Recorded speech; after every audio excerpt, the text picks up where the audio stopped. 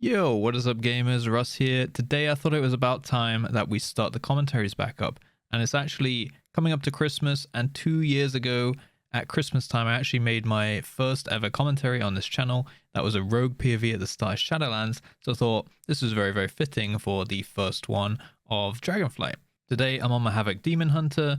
I'll put my talents and my gear and everything up on the screen for you, but I'm going to talk over this plus 18 Shadowmoon Burial Grounds, which we did plus 2, so we're doing this at quite a speedy pace, chasing that first week plus 20, so we can fill out that big boy vault. Not too many people have done this, I believe, so feels pretty good to do. But yeah, Shadowmoon Burial, pretty easy key as far as they go in Dragonflight, so I'm going to talk about what we did well and what we could have possibly improved on, as well as talking about, you know, those little kicks and things that we do throughout the various packs, where to use your defensives and stuff like that. So this will be from my point of view as a Havoc, but I will comment on other classes like my party members and what they're doing around me, so maybe you can apply this to your groups or pugs or however you run your keys. So as the key counts down then, obviously at 5 seconds, same trick as we did back in Shadowlands, I'm going to be using my Immolation Aura on 5 seconds, and then my Blood Elf Silence to get my Fury up, just enough for an I-Beam. You could also use Sigil of Flame if you're running that, and you're not a Blood Elf. And then you I-Beam on, 3, and then you meta out of it. And that will mean that you have a free meta at the start of the key. You can obviously overwrite this if you want to do that big Essence Break combo or something with a double Death Sweep, but there's really no reason not to do this. So I will probably fast forward some of the less interesting packs. This is a WOD dungeon, so some of the packs are a bit dumbed down. Some of them don't have many mechanics to do. I almost one-shot the Hunter there with that Quaking, which was, that would have been a very unfortunate start to the key. But yeah, we are just interrupting this Bowmender. There's only one kick in this pack, that is the Bowmender itself. And the real important kick that you want to be hitting is that Bone Mend. That's going to heal the ads back up to 4 HP if it goes through. Other than that, she just spams a Shadow Bolt on the tank. So if you've got spare kicks, which you should do, then just mitigate some tank damage. Now coming up to this Void Spawn here, it patrols from left to right. Generally, you want to go whichever direction it's not on, but you do need to have a little check. Go out that doorway. Look left, look right.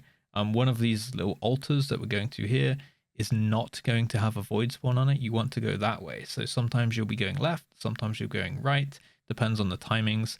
On this loyalist, I'm not purging that. You can purge that buff they have. And then I'm using my double Death Sweep, big Essence Break combo here to get a lot of damage out with my Trinket. My Trinket is basically my weakest slot on my character. I believe if I replace that one, probably going to gain like 2 or 3 item levels. So that one's sitting at 372 Mythic 0 Trinket from the Iridium piece. I think it's from I can't remember the name of the dungeon, but it's one of the ones that's not active this season, so you can't get hold of it higher than 372 anyway. Halls of Inspiration, is that maybe what it's called?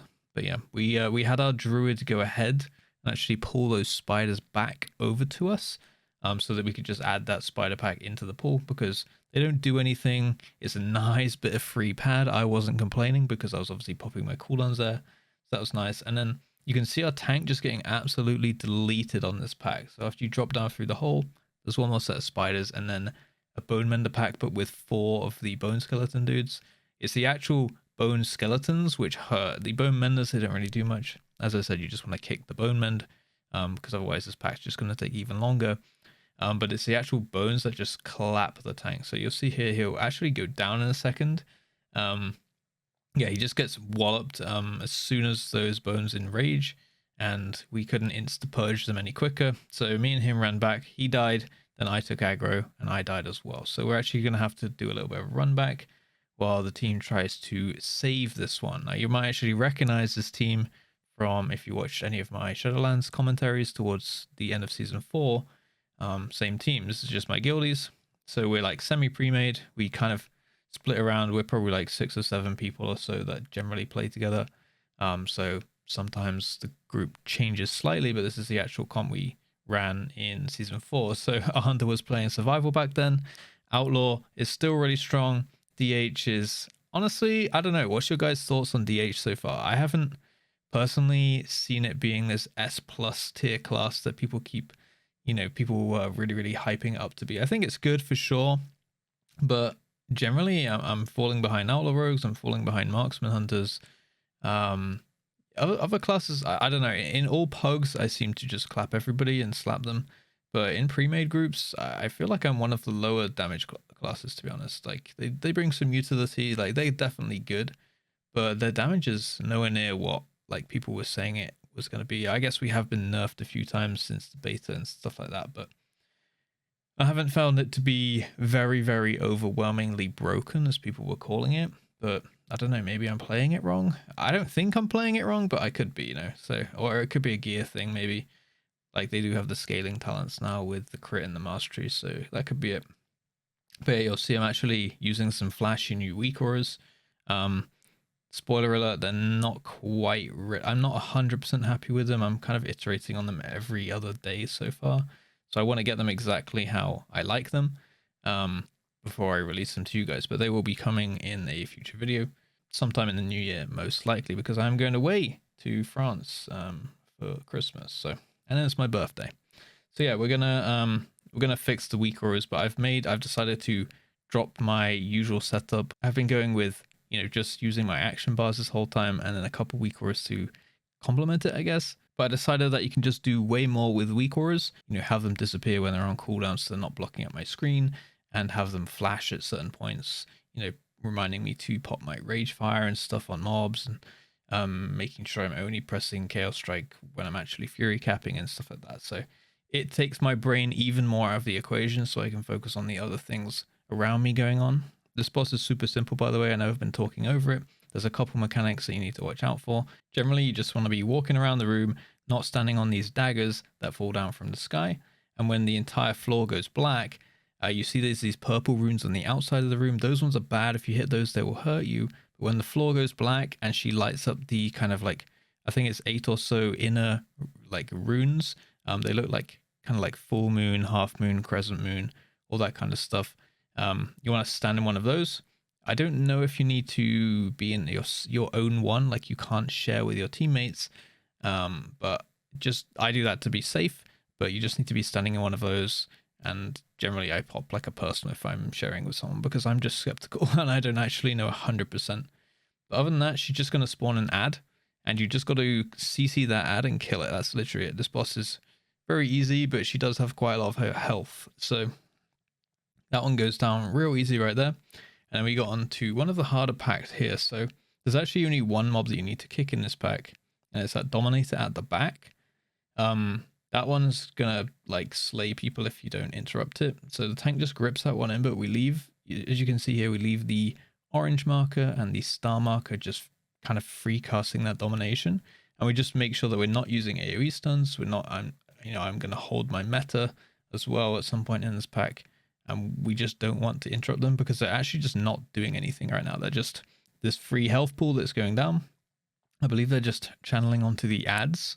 So, you know, not really doing anything. So we're just killing down the ads to give us that free percentage. And we just kicked one of them, which was going to do the rending soul ash, I believe, onto the tank or another random person. So we're just making sure we just kick one mob and cleave everything else down, which is very, very nice and easy. So moving down the tunnel then, the exhumas, you don't really need to do too much here. You do need to make sure that these spirits do not cast. So it's going to, you know, these rock piles on the ground, every time somebody walks in one of those or you get into combat with an exhumer close by, it's going to activate these kind of rock piles, which are going to make these like severed souls, I think they're called, or shattered spirits or something. Those ones you can just purge off the shield that they have on them. So use your, you know, Devour Magic or a Purge if you're playing another class, you know, Master Spell, Blood Off Silence, anything like that, which will dispel magic effects on the enemies. Use that one on them, get the shield off them, and then you just need to interrupt. Like, you actually have to interrupt those ones. If you don't, that is a guaranteed one-shot. It's not like does 500k damage. It does your exact health pool in damage, so it will always one-shot you. So here I think we actually have one go through because we didn't have a kick. Like, my kick's on cooldown here, and I can't really get this. Maybe my stun was on cooldown as well, actually. So as you can see, our hunter goes down there. We were supposed to just walk over one of the rocks and grip it in, but somebody fumbled and we walked over two. So we did actually have a casualty there for pretty much no reason. Well, entirely no reason. But otherwise, this boss is pretty simple. So just move out of this big like swirly zone he does. It's just, you can't attack him for a few seconds. I don't know. He doesn't really have any deadly mechanics. Doesn't really do much. Just make sure you're not standing in front of him, because he does have like a breath attack, like a frontal cone on the tank. When you get sucked into the spirit realm, just kill your ad and right click it and you'll get TP'd out. I actually messed up a little bit there. I had a fodder to the flame on me and I TP'd out before I threw my glaive at it, so I couldn't actually pick up the demon soul. It got phased away from me, like it's stuck in that other phase now. So I missed out on, you know, some damage bonus uptime there with the demon soul. No big deal, I guess, but it just kind of sucks, you know, that I just missed out on free damage there. Then he does this big like void devastation thing. It doesn't do much. Like, they're very, very slow moving projectiles, which are, you know, telegraphed with these big swirlies. Just move out of them. Probably a one shot. I've never seen somebody get hit by it, so like it's such a non-mechanic, you know what I mean? So just move out of those. There'll always be some space close by to the boss that you can hit. And then we pull in a spirit, actually, which we activated on purpose, because when you pull the next trash, the spirit behind you always seems to activate. So one of these rock piles in the room, I couldn't tell you exactly where it is, you know, without pointing it out with my mouse or something. But one of these rock piles, I don't know the exact one myself, to be honest, it will always activate. So just be aware when you do pull the next pack, to grip that one in, or to make sure someone's running over to interrupt it or something like that, right? Other than that, this boss is just a massive pool of health that you just need to get through. Kind of similar to the first boss. As I said, the WOD mechanics are not too crazy. This is probably one of the easiest dungeons to time right now. Like, if you got this key in a 20, I think 100% you would time this key. So yeah, we're just going for the 2 chest to try and get the 20 so that we can go and get the weekly, which we did, by the way. So spoiler alert, we did actually 2 chests this one. So in this next pack, again, we're letting that Dominator just dominate one of the ads. So is again, we're not stunning. I'm not using my Chaos Nova. You know, I'm not using anything to interrupt that thing, and we're just cleaving it down like it's this free percentage just standing there. We are trying to hit the kicks on the Exuma though, and then pull in the souls, and there's some trash as well down the corridor there. There's another Exuma that we're gonna try and pull in now. So we got that one kicked in, pulling it in. But yeah, this trash, pretty simple. Just hit your kicks.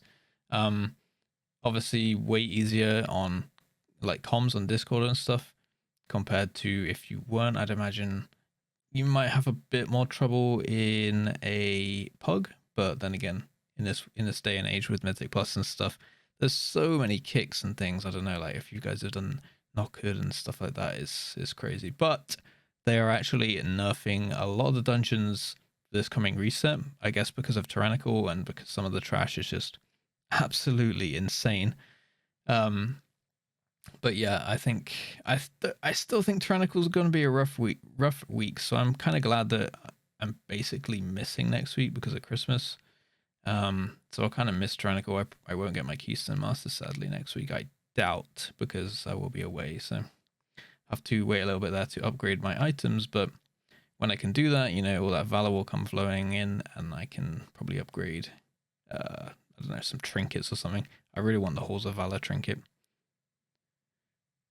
So on these packs down here, then we are chilling on the spiders, making sure to the like top prio kick right there on the spiders is the Necrotic Burst, I think it's called. Now that one can be solo kicked by a melee DPS, so as a Demon Hunter or, you know, a Rogue or something, you can actually just call a mark. So I'm calling Moon. Now I can get every single Necrotic Burst on that Moon, and, you know, then the tank can call one and he can get Necrotic Burst on those. And then you've got those spiders handled then, and you can just have other people fill in the kicks. So put your melee kicks on one on each spider, and the bats also have, like, I think it's a cone attack, maybe it's a frontal, or it's like some kind of plague they shoot out. We pull these spiders onto the worm because this worm really does nothing. Honestly, don't focus the worm. Just kill trash on top of it and dodge the like breath frontal thing it does. That's a big knockback. I think it's a one shot actually. So when it does that like kind of shadowy animation on the ground, just make sure you don't get hit by that. I think it's a one shot. I believe I have limit tested it and been one shot by it. So I did that for you guys for science. So yeah, we pull the spiders on top of it, cleave it down. As soon as the spiders are dead, we don't have to kick those anymore. So now we pull the bats in, which are flying overhead. Now we're focusing the bats while again cleaving the worm. So if this works out all nicely, you know, this worm would have just basically been collateral damage in killing the more important trash, which is obviously the bats and spiders. And then we're just going to go across to the boss. Obviously, we can't really cleave anything onto the next worm. Maybe we can move these bats onto the next worm, actually. I don't actually remember. Hopefully we do. I guess we don't. But yeah, we could have pulled, you know, some bats onto the next worm. I guess we're just going to have to fight the next worm solo. And then these worms will come back on the boss as well. And once again, on the boss, they don't really do that much. I somehow fell in the water here, but you can double jump glide to get back out. Sometimes that works on the boss if you get sucked in as well, but if you, as you'll see, I do get sucked in on the boss, and you can take those little water spout things at the side to get back onto the platform. So yeah, worm going down nice and chill. And if you haven't noticed throughout this dungeon with the storming or thundering, sorry, we usually clear at about 5 or 6 seconds left on the buffs. This storming, you know, it is in your best interest not to clear it instantly. I know if you focus, sometimes if you're focusing on mechanics, you do just need to clear it, so it's just one less thing to think about, right? But if you can avoid it, then it does actually give you a 30% damage increase and healing, I believe, when you have that buff, so, or the debuff, should I say. So if you can, you want to clear it late, but some bosses, there's tons going on, like the second boss in the Azure Vault, I can think of that one. You know, there's a lot going on in that boss. Sometimes you can get a bad overlap with thundering, and you just, you know, you don't want to be running around frantically in the last 5 seconds, running across the room to try and cleanse with people and whatever. So sometimes it is actually good to clean it early, but you know, there's times when you can just chill with it and even do it at the very, very last second. And on this boss, as you saw, we kind of stood in melee range there as he did the inhale. It really does nothing. It hits the tank. It does a cone attack, like a, you know, one-shot slappy back thing on that big body slam. And then it spawns these 2 worms. We just focus the worms down because, well, they don't really do anything, but they are kind of annoying. If you've got all 3 body slams going at the same time, then there's quite high, like there's not really many places on the platform to stand. So just standing in the bone piles, like those grabby hands, when he does do the suck. And if you can have your ranged, you should hopefully have someone in your party who's ranged. So get your healer or a ranged DPS to stand like pretty close to the boss, but not right on top of him. So here, that one on the right, we actually want to stand at the very back of it for the win. So we can actually stay in range and hit the boss here, but he can't actually suck us in because we're stuck in that grabby hands and stuck to the floor. So try and bait one very close by. Boss has quite a big hitbox. So you can stand at the back of a grabby hands in range, and he won't be able to actually suck you in. So that's basically the mechanic. I believe I hunted him during the breath at one point, kind of forgetting that he, you know, the hunt actually moves you. I was thinking of the hunt for some reason. I was thinking of it like Fellblade. So if I was in range to hit him, the hunt wouldn't move me, but it does actually run you like right into the target. So I did actually get eaten by the breath a couple times. But yeah, just stand at the very back. As I said, he's got probably like a, I don't know, like a 10-yard hitbox or something like that. So you got a lot of leeway there. And as I jump back up, I actually get sucked straight back in again. So even though that time I believe I was actually, you know, out of his range of the suck, but yeah, it's not a big deal. He doesn't actually like eat you and one-shot you and do loads of damage when he sucks you in. So worst case scenario, you just have to lose some damage and jump back out. You get silence in the water, big whoop, but he doesn't like, luckily he doesn't just like one-shot you if he sucks you in, which I actually think he probably should. But yeah, maybe the mechanic was deemed like a little bit dodgy, so they were just like, a bit too punishing for such a outdated and old mechanic, you know. So back onto spiders. This is pretty, you know, we know this trash by now. We've got 2 spiders, 2 bats. Just put 1 DPS interrupt, 1 melee interrupt, should I say, onto each spider. So I got blue here. The rogue got blue apparently. I think one actually went through. So that's like, as you can see, people going down there because of the interrupt went through the necrotic burst. The marks, I remember now actually, the marks changed. Like, I think the rogue called star, but it changed the moon. So I was like, or it changed to blue. So I was like, okay, well, he got star, I'll get blue. So I was just looking at blue. And the marks changed for some reason, so it messed up our kicks. But you know, we had two other kicks that could have gone through there, but sadly didn't. Anyway, absolutely last two mobs in the dungeon. Some of the hardest, to be honest. These two void spawns, this is why we skipped them at the beginning. You know, we went left when the patrol went right, and we went to the altar, which didn't have a void spawn on top of it. That's because they do this void eruptions thing. It's kind of annoying, but that's just what is on the ground. Entirely avoidable damage there. But the main reason is they actually do this void pulse, and that is just a big AoE around them. It can be line of sighted though. So here we actually opted to we just went, all right, just run it down. let's jump in everything you've got on the left one and just pop any defensives that you have. So that was the unwise choice, but we had so much time. Like, we have 5 minutes for the 2 chests right here, so we're pretty chilling. You know, we got 12 minutes to deplete this key, so we can afford a couple deaths. So we kind of just like YOLO'd it a little bit. If you do want to do this super safe though, you can pull these two back to the doorway where you enter this little rectangular room and just line of sight them around the wall there, kind of similar to you might have been doing it in the Temple of the Jade Serpent with those hydro like water elemental looking guys at the start of the dungeon. You do something similar in the Court of Stars with the enforcer mobs, you know, where the big cast goes off and you hide behind the wall. The only difference with these things is the cast is a really quick cast, so you gotta be pretty quick ducking in and out behind the wall. But if the tank positions them quite right, then you shouldn't have too much difficulty doing that. And now we're onto probably the biggest joke of a boss in any Mythic Plus right now, and that is Nazul. He has basically no mechanics. He just doesn't do anything. Now that I think of it, none of the bosses in this dungeon do anything. Like, I don't know why they picked this one to go into season 1 over, like, you know, one of the new dungeons, but you just kill this wall of bones when it walks across. It's exactly the same as the mechanic in the raid, actually, on Eranog, on the first boss in the Vault of the Incarnates. You know, he has that ring that walks into the middle. You just kill one of the ads and it makes a space. It's exactly the same mechanic. So just call one of those. What we do is we just always go to the one closest to the wall, because it has like the longest time before it starts moving, because it's a circular room. So the ones in the middle move quicker. The ones at the wall kind of just stands AFK for like 3 or 4 seconds. So we just run over to that one and then we just kill that one and make a space. Other than that, the bosses are going to fire a frontal cone on wherever the tank is standing every now and then. Just move out of it. It's a pretty long cast. You should never get hit by that. And then on top of that, he's just going to spawn these runes on a range player. So we have the hunter and the druid, who are counting as range. We've got the rest of the druid and the hunter. So he'll spawn on one of them. So if they just stand far away, then it's never going to spawn close to melee camp or near to the boss or anything like that. So we can actually just bait them away, and they just do damage to like 10 yards around them. So if you're just moving away, you can see that one just pulsing away in the corner. It's just literally doing nothing. So basically there's just no mechanics to this fight, really. It's just a big wall of health. Now I think about it though, Shadowmoon Burial Grounds is like, this guy does nothing, the worm guy does nothing.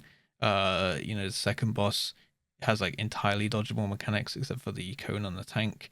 And the first boss, you just kill the ad and it does nothing. And as long as you're standing in those crescent moon, like white runes on the ground, when the entire floor goes dark, then like you're fine. So really, really easy dungeon. This was on, you know, this obviously on Tyrannical. I still don't think the bosses will kill you, but they will have a lot more HP. So this one entirely doable on Tyrannical as well, very, very easily.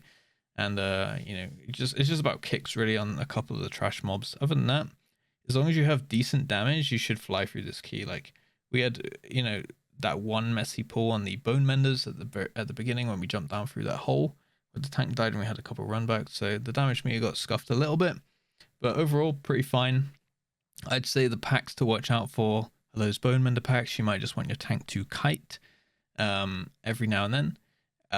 Especially that one with the 4 bones with the bowmender, and then the dominator packs and exuma packs. You just want to be good on your kicks there. And as you can see, like, we did those like weird trickery where we just let the dominator keep casting. We just, you know, cleaved it down basically. So free, you know, that's a free tip for you there. But hopefully you enjoyed this. I will be back in the new year where we're going to start slaying videos on this channel. Feel free to check out the Twitch stream as well, twitch.tv/JustRuss, where I play live, chat to my awesome community, hang out with you guys. You can ask any questions and stuff like that. And yeah, that's about it. Guys, have a great Christmas, and I will see you in the new year or just before. Peace.